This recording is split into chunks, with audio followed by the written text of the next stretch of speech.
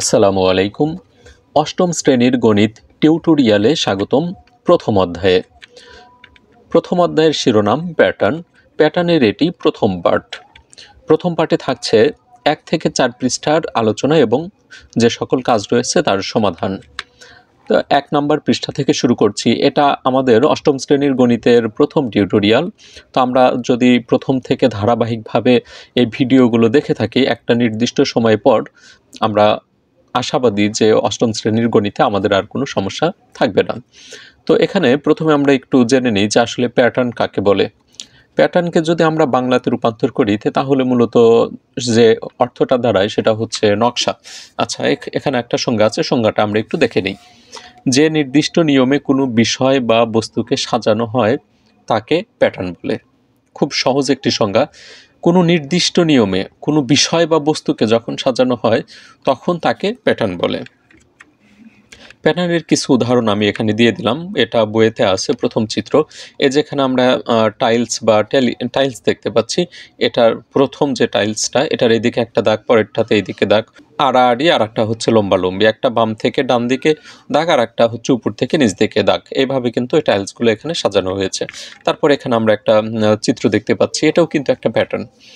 এখানে আমরা ওই যে ছোটোবেলায় যখন মার্বেল খেলতাম, মার্বেলগুলো এরকম করে সাজাইতাম। আমার মনে আছে যে প্রথমে একটা, তারপরে দুইটা, তারপরে তিনটা, তারপরে চারটা, তারপরে পাঁচটা, এইভাবে কিন্তু একটা প্যাটার্ন আমরা তৈরি করতে পারি। তারপরে এখানে আমি কিছু বাস্তব জীবনের প্যাটার্ন দেখিয়ে দিচ্ছি। আমরা ঘরেতে বা মেঝেতে যখন টাইলস লাগাই সেখানেও কিন্তু বিভিন্ন ধরনের প্যাটার্ন পরিলক্ষিত হয়। তারপরে যেখানেও এটাও কিন্তু প্যাটার্ন।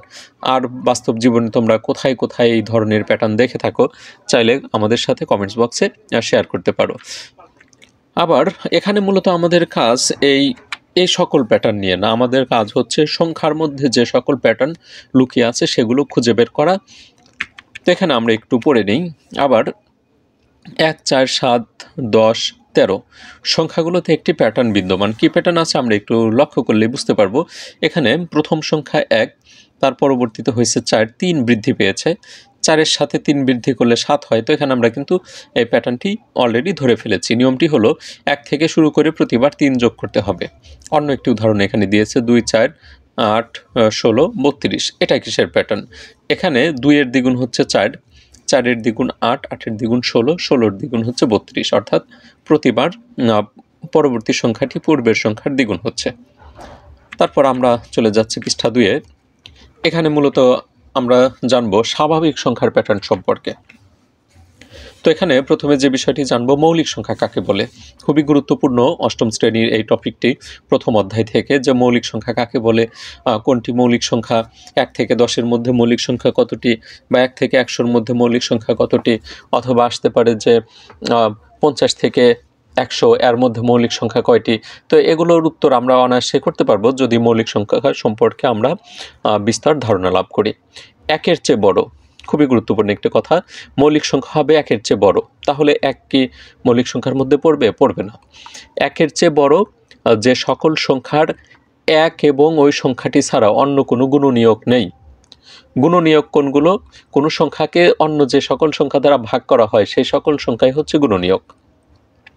তার মানে 1 এবং ওই সংখ্যাটি ছাড়া অন্য কোনো সংখ্যা দ্বারা যে সকল সংখ্যাকে ভাগ করা যাবে না সেগুলাই হচ্ছে মৌলিক সংখ্যা। তো এখানে কিন্তু সংজ্ঞাটা আমরা অবশ্যই মুখস্থ করে রাখবো। আরও একটি সংজ্ঞা তোমাদের সুবিধার্থে এখানে আমি প্রদান করেছি, যে সংখ্যাকে 1 ও সেই সংখ্যা ছাড়া অন্য কোনো সংখ্যা দ্বারা ভাগ করা যায় না তাকে মৌলিক সংখ্যা বলে। যেমন 3, 3কে কি আমরা 1 এবং 3 ছাড়া আর কিছু দ্বারা ভাগ করতে পারি না। 5কেও পারি না, 7কেও পারি না। 11 কি আমরা ভাগ করতে পারি? 11কে শুধু 1 এবং 11 দ্বারা ভাগ করা যায়। এই ধরনের ভাগ ছাড়া কি আর আমরা ভাগ করতে পারি? কখনোই পারি না। তো যে সংখ্যাগুলোকে 1 এবং ওই সংখ্যাটি ছাড়া আর ভাগ করা যায় না সে সকল সংখ্যাই হচ্ছে মৌলিক সংখ্যা। তো 1-এর চেয়ে বড়, আর যদি এখানে একটা কোশ্চেন হয় সবচেয়ে ছোট মৌলিক সংখ্যা কত, তাহলে আমরা অনায়াসেই উত্তর দেব হচ্ছে কত? 2। 1 যদি উত্তর দিই তাহলে কিন্তু নির্ঘাত ভুল হয়ে যাবে, কারণ মৌলিক সংখ্যা হবে হচ্ছে 1-এর চেয়ে বড়, আর সে সকল সংখ্যার 2টি করে গুণনীয়ক থাকবে, 1 এবং ওই সংখ্যাটি। তো আবার আর একটা কোশ্চেন যদি দেয় যে সংখ্যাগুলোর মধ্যে জোড় মৌলিক সংখ্যা কয়টি? জোড় মৌলিক সংখ্যা কিন্তু একটি, শুধুমাত্র 2ই একমাত্র জোড় সংখ্যা যেটি মৌলিক সংখ্যা, আর বাকি যে সকল মৌলিক সংখ্যা আছে সবই কিন্তু বিজোড় সংখ্যা। তো এখানে আমরা একটা ছাঁকনির সাহায্যে 1 থেকে 100 পর্যন্ত স্বাভাবিক সংখ্যা হতে মৌলিক সংখ্যাগুলো নির্ণয় করব। সেই ছাঁকনির নাম হচ্ছে ইরাটোস্থিনিস। অনেক সময় ঠিক চিহ্নে বা এমসিকিউতে আসে পরীক্ষাতে যে কোন ছাঁকনির সাহায্যে মৌলিক সংখ্যা নির্ণয় করা হয়, তোমরা একটু বানানটা খেয়াল রাখবে, ইরাটোস্থিনিস। সুপ্রিয় শিক্ষার্থীবৃন্দ, এখন তোমাদেরকে 1 থেকে 100 যে সংখ্যাগুলো আছে, এই 1 থেকে 100 পর্যন্ত স্বাভাবিক সংখ্যা হতে মৌলিক সংখ্যাগুলো নির্ণয় করার কৌশল তোমাদের দেখিয়ে দেব। তার পূর্বে একটু দেখে নিন যেখানে কৌশলটা কি। একটি চার্টে 1 থেকে 100 পর্যন্ত সংখ্যাগুলো আমরা লিখে নেব। 1 থেকে 100 পর্যন্ত, অর্থাৎ 100টি ঘর দিয়ে নেব।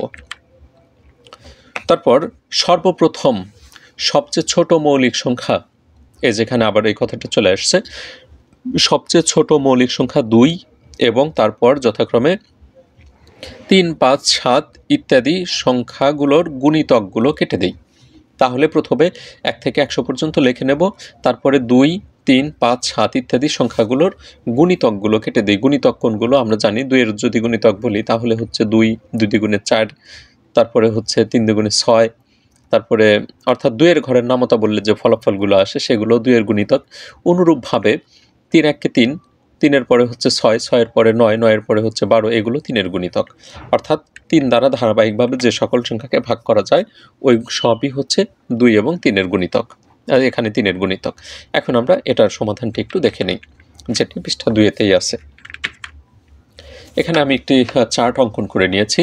এদিকে 10টা করে ঘর আছে, এদিকেও 10টি করে ঘর আছে, তাহলে 10 × 10 টোটাল 100টি ঘর আছে। এখন এই 100টি ঘর আমরা পূরণ করে নিই, 1 2 3 এভাবে আমরা পূরণ করে নিই। এটি তোমাদের সুবিধার জন্য আমি এত কষ্ট করে লিখেছি যেন তোমরা খুব অনায়াসেই বুঝতে পারো, অন্যথায় বইয়েতে কিন্তু এটি সরাসরি দেওয়াই আছে। এখন আমরা কিন্তু প্রথমে যেটা শিখেছি যে মৌলিক সংখ্যাগুলো 1-এর চেয়ে বড়, তাহলে 1 কিন্তু মৌলিক সংখ্যার মধ্যে পড়বে না। 1 মৌলিক সংখ্যাও না, এটা আবার যৌগিক সংখ্যাও না। এখন আমরা 2 এর গুণিতকগুলো কেটে দেব। 2 এর গুণিতক কোনগুলো? যত জোড় সংখ্যা আছে সবই 2 এর গুণিতক, শুধুমাত্র 2টা বাদ দিয়ে, কারণ 2কে 2 এবং ওই 1 ছাড়া আর কিছু দ্বারা ভাগ করা যায় না। তাহলে 2 এর গুণিতক মানে 2 বাদ দিয়ে বাকি যে জোড় সংখ্যাগুলো আছে সবগুলো সংখ্যা আমরা কেটে দিলাম। প্রত্যেকটা জোড় সংখ্যা কিন্তু এখানে কেটে দেওয়া হয়েছে। তারপর 3 কিন্তু আমরা জানি এটাও মৌলিক সংখ্যা। এখন আমরা 3 এর গুণিতক, মানে 3 এর গুণিতক কোনগুলো? 3 1 3, 3 তো মৌলিক সংখ্যা। তারপরে হচ্ছে 6, এখানে অলরেডি আমরা কেটে ফেলেছি 2 দ্বারা, কারণ এটি 2 এর গুণিতকও। 3 দিয়ে এখন আমরা 9কে কাটতে পারি, 9কে কাটলাম। 9 এর পরে 11কে কাটা যায় না, 13কে কাটা যায় না, 15কে কাটা যায়, যে 15কে কেটে দিলাম। 15-এর পর 17 কাটে না, 19 কাটে না, 21 কাটে।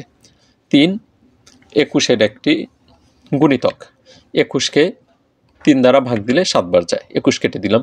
23 কাটে না, 25 কাটে না, 27 কাটে, 27-এর ভিতরে 9 বার যায়। 29 কাটে না, এদিকে 33 কাটে, 11 বার যায়। 35 কাটবে না, 37 কাটবে না, 39 কাটে, 39-এর ভিতরে 13 বার যায়। এইভাবে আমরা 3 এর গুণিতকগুলো ধারাবাহিকভাবে কেটে নেব। 81 কাটলাম, এখানে 86, তারপরে 93 কাটলাম এবং 99। তারপর আমরা 5 এর গুণিতকগুলো কেটে দেব। 5 এর গুণিতক হচ্ছে 10, 15, 20, 25, এই যে এই লাইনের গুলো মূলত সবই 5 এর গুণিতক, এই সবগুলো এই যে কেটে দিলাম। তারপর আমরা 7 এর গুণিতক কাটার চেষ্টা করি, অনুরূপভাবে আমরা গুণিতকগুলো কেটে দেব। তো এখানে কিন্তু আমাদের মোটামুটি স্বাভাবিক সংখ্যা থেকে 1 থেকে 100 পর্যন্ত যে স্বাভাবিক সংখ্যা, সেই সংখ্যাগুলোর কিন্তু আমরা মৌলিক সংখ্যাগুলো খুঁজে পেলাম। তো এখানে আসলে আমরা যদি মাঝে মধ্যে এই সকল প্রশ্নের সম্মুখীন হই যে 1 থেকে 10 পর্যন্ত সংখ্যাগুলোর মধ্যে মৌলিক সংখ্যা কয়টি, তাহলে 1 থেকে 10 পর্যন্ত সংখ্যাগুলোর মধ্যে মৌলিক সংখ্যা 2, 3, 5, 7, কয়টি হলো? 4টি। এই ধরনের কোশ্চেন কিন্তু তোমাদের আসতে পারে পরীক্ষাতে, অর্থাৎ এমসিকিউতে। তারপরে আসতে পারে 1 থেকে 100 পর্যন্ত সংখ্যাগুলোর মধ্যে মৌলিক সংখ্যা কয়টি, তোমরা অবশ্যই গুণে এটার উত্তর কমেন্ট বক্সে জানিয়ে দেবে। পরবর্তী আলোচনায় চলে যাচ্ছে। সংখ্যা শ্রেণীর নির্দিষ্ট সংখ্যা নির্ণয়। এখানে একটা উদাহরণ দেওয়া হয়েছে। সংখ্যাগুলোর পরবর্তী দুইটি সংখ্যা নির্ণয় করো। এই যেখানে যে সংখ্যাগুলো দেওয়া আছে এরপরে অর্থাৎ 31-এর পরের আরও দুটি সংখ্যা আমাদের নির্ণয় করতে হবে। তো এখানে সংখ্যাগুলোর মধ্যে কি প্যাটার্ন লুকিয়ে আছে সেটা আমরা একটু খোঁজার চেষ্টা করি। 3 ছিল প্রথম সংখ্যা, 3-এর পরে 10 হয়েছে। তো এখানে আমরা দেখতে পাচ্ছি 3 থেকে 10 হয়েছে, 10 থেকে 3 বিয়োগ দিলে আমরা দেখতে পাই যে 7, এখানে 7 বৃদ্ধি পেয়েছে। আবার 10-এর পরের সংখ্যা 17, এখানেও 7 বৃদ্ধি পেয়েছে। আর বুঝতে বাকি থাকে না 31-এর পরের সংখ্যাগুলো আমরা কিভাবে নির্ণয় করব। তো সমাধান দেখিয়ে দিচ্ছি। প্রদত্ত সংখ্যাগুলো লিখে নিলাম, তারপরে একটা লাইন লিখব, পাশাপাশি দুটি সংখ্যার পার্থক্য বের করার নিয়ম হচ্ছে পরের সংখ্যা থেকে আগেরটা বিয়োগ। 10 থেকে যদি আমরা 3 বাদ দিই 7 পাই, 17 থেকে 10 বাদ দিলে 7 পাই, 24 থেকে 17 বাদ দিলে 7, অর্থাৎ এখানে পাশাপাশি দুটি সংখ্যার পার্থক্য হচ্ছে 7 করে। এখন আমরা কিন্তু 31-এর পরের দুটি সংখ্যা বের করব। অতএব পরবর্তী প্রথম সংখ্যা এভাবে আমরা লিখে নেব। পরবর্তী প্রথম সংখ্যা নির্ণয়ের জন্য আমাদের শেষ সংখ্যা কত ছিল? শেষ সংখ্যা 31। এই 31-এর সাথে যোগ দেব। কত যোগ দেব? এই যে পার্থক্য হচ্ছে 7, এই 7 যোগ দেব। 31 আর 7 যদি আমরা যোগ দিই তাহলে পাই 38। সুপ্রিয় শিক্ষার্থীবৃন্দ, অবশ্যই তোমাদের কিন্তু এটা বোঝার কথা। আর এর চেয়ে সহজভাবে যদি বোঝানোর কিছু থাকে তাহলে সেটা হয়তো আমার জানা নেই।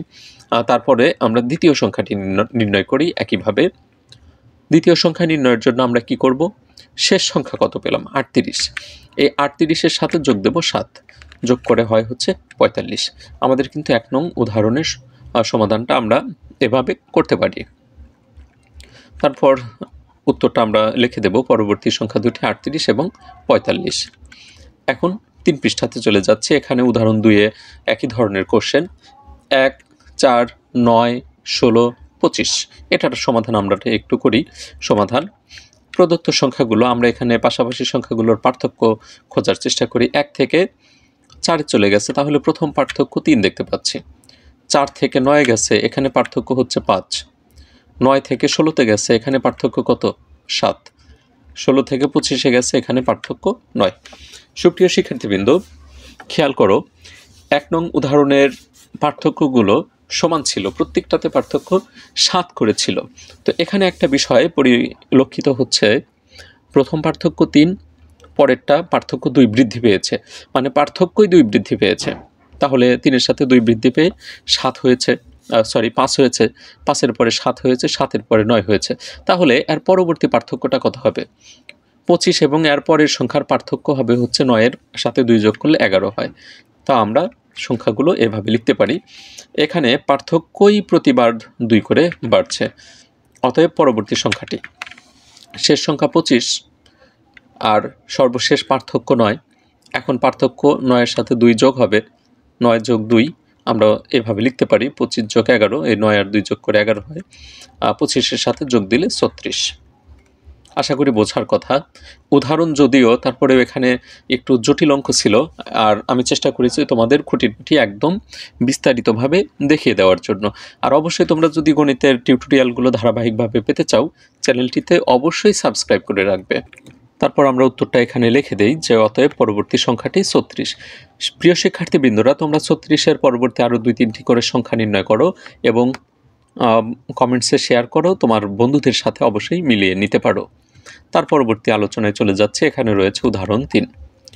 এখানে ওই একই ধরনের কোশ্চেন, সংখ্যাগুলোর পরবর্তী সংখ্যাটি মানে এই 28-এর পরের সংখ্যাটি কত হবে সেটি নির্ণয় করব। তো এখানে সমাধান শুরু করছি। প্রদত্ত সংখ্যাগুলো, আগের যে প্যাটার্নগুলো ছিল আর এই প্যাটার্নের মধ্যে মৌলিক একটা পার্থক্য আছে, সেটা একটু পরেই তোমরা বুঝতে পারবে। এখানে 1-এর পরে হচ্ছে 5, তাহলে এখানে 4 বৃদ্ধি পেয়েছে। 5-এর পরে হয়েছে 6, এখানে আবার 1 বৃদ্ধি পেয়েছে। প্রথমে আমরা পার্থক্য দেখলাম 4, তারপরেই হচ্ছে আবার 1। তো এখানে এই পার্থক্য খুঁজে লাভ হবে না, এখানে যে প্যাটার্নটি আছে সেটা তোমাদের সাথে আমি শেয়ার করছি।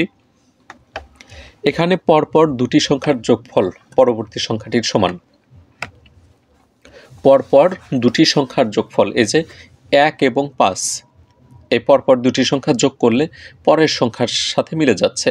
1 আর 5 যোগ করলে 6 হয়, যেখানে আমরা 6 দেখতে পাচ্ছি। আবার 5 এবং 6 যদি যোগ করি তাহলে 11 হয়। তাহলে আমরা বুঝতেই পারছি 28-এর পরের সংখ্যাটা কত হবে। এই 17 আর 28 যোগ করে যাওয়া হয়, পরবর্তী সংখ্যাটি 17, তার সাথে যোগ হবে হচ্ছে 28, যোগ করলে আমরা পাই 45।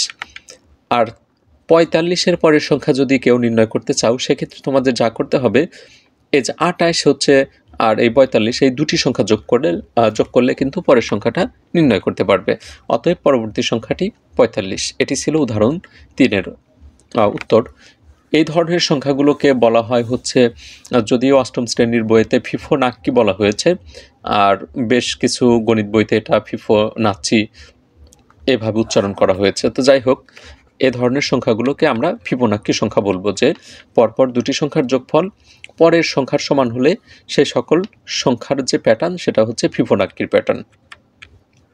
তারপর এখানে একটা কাজ রয়েছে, এই কাজটা মূলত ফিবোনাক্কির সংক্রান্ত। আমরা একটু প্রশ্নটা পড়ে নিই। 0, 1, তারপরে 1, 2, 3, 5, 8, 13, 21, 34 সংখ্যাগুলোকে ফিবোনাক্কি সংখ্যা বলা হয়। এই সংখ্যাগুলোকে ফিবোনাক্কি সংখ্যা বলা হয়। সংখ্যাগুলোতে কোনো প্যাটার্ন দেখতে পাও কি? হয়তো তোমরা খালি চোখে প্যাটার্ন দেখতে পারবে না, কারণ অষ্টম শ্রেণীতে তোমরা নতুন পদার্পণ করেছো, পূর্বের শ্রেণীগুলোতে এই ধরনের আলোচনা ছিল না। তারপরেও তোমাদের সাথে আমি শেয়ার করছি, ইতিমধ্যে কিন্তু এই ফিবোনাক্কি কথাটা আমি আলোচনা করেছি, যে ফিবোনাক্কি সংখ্যা কোনগুলো, যে সংখ্যাগুলোতে পরপর দুটি সংখ্যার যোগফল পরবর্তী সংখ্যাটির সমান, এই ধরনের সংখ্যাগুলোই ফিবোনাক্কি সংখ্যা। তো এখন এই কাজের সমাধানটা আমরা দেখে নিই। তারপর এখানে আরও একটি কোশ্চেন হচ্ছে, পরবর্তী 10টি ফিবোনাক্কি সংখ্যা বের করো। এখানে 34 পর্যন্ত দেওয়া হয়েছে, এখন এর পরের আরও 10টি সংখ্যা বের করতে হবে। তো শুরু করছি কাজের সমাধান। সংখ্যাগুলোতে ফিবোনাক্কি প্যাটার্ন রয়েছে, এখানে কোনো প্যাটার্ন আমরা দেখতে পাই কিনা, এটার উত্তর হবে সংখ্যাগুলোতে ফিবোনাক্কি প্যাটার্ন রয়েছে। পরপর দুটি সংখ্যার যোগফল পরবর্তী সংখ্যাটির সমান হলে সংখ্যাগুলোকে ফিবোনাক্কি সংখ্যা বলে। এখানে আমরা সংখ্যাটাও দিয়ে দিয়েছি। তারপর এখন পরবর্তী 10টি সংখ্যা নির্ণয় করব। প্রদত্ত সংখ্যাগুলো লিখে নিলাম। এখানে পরপর দুটি সংখ্যার যোগফল পরবর্তী সংখ্যাটির সমান, এই লাইনটা লিখেই আমরা পরবর্তী সংখ্যাগুলো নির্ণয় করা শুরু করব। পরবর্তী প্রথম প্রথম সংখ্যা কত হবে? এখানে আমরা শেষ সংখ্যা দেখতে পাচ্ছি 34। এই 34 আর এই 21 যোগ করলেই কিন্তু পরের সংখ্যাটা আমরা পেয়ে যাব। তো এটা আমরা লিখতে পারি 21 যোগ 34 যোগ করলে হয় 55। আমি আবারও বলছি, ফিবোনাক্কি সংখ্যাতে পরপর দুটি সংখ্যা যোগ করলে পরের সংখ্যা পাওয়া যায়। তো 34-এর পরের সংখ্যা পাওয়ার জন্য আমাদের 21 এবং 34 যোগ করতে হবে, তাহলে আমরা পাই 55। এখন পরবর্তী দ্বিতীয় সংখ্যাটি আমরা এখন কত যোগ করব? এই যেখানে আমরা তিনটা সংখ্যা দেখতে পাচ্ছি, 21, 34, 55। এখন 55-র পরের সংখ্যা যোগ করার জন্য বের করার জন্য 34 আর 55 যোগ করব। 34 যোগ 55, তাহলে আমরা পাই 89। এইভাবে পরবর্তী তৃতীয় সংখ্যাটি, তৃতীয় হতে 55 আর 89 যোগ করব। 55 আর 89 যোগ করলে 144। চতুর্থ সংখ্যাটিতে 89 আর 144 যোগ করব, পাবো 233। পঞ্চম সংখ্যাটিতে 144 আর 233 যোগ করব, তাহলে হয় 377। এইভাবে বাকি সংখ্যাগুলো তোমরা নির্ণয় করো। আশা করি তোমরা অবশ্যই করতে পারবে। সুপ্রিয় শিক্ষার্থীবৃন্দ, প্রথমে যদিও বলেছিলাম যে এখানে 1 থেকে 4 পৃষ্ঠা পর্যন্ত সমস্যার সমাধান করে দেব, কিন্তু ভিডিওটি অনেক বড় হয়ে যাচ্ছে, তাই এখানেই সমাপ্ত করে দিচ্ছি প্যাটার্নের প্রথম টিউটোরিয়ালটি। এতক্ষণ কষ্ট করে যারা সাথে ছিলে সকলকে অসংখ্য ধন্যবাদ জানাচ্ছি এবং পরবর্তী ভিডিওর আমন্ত্রণ জানিয়ে বিদায় নিচ্ছি। সবাই সুস্থ থাকো, ভালো থাকো, আল্লাহ হাফেজ।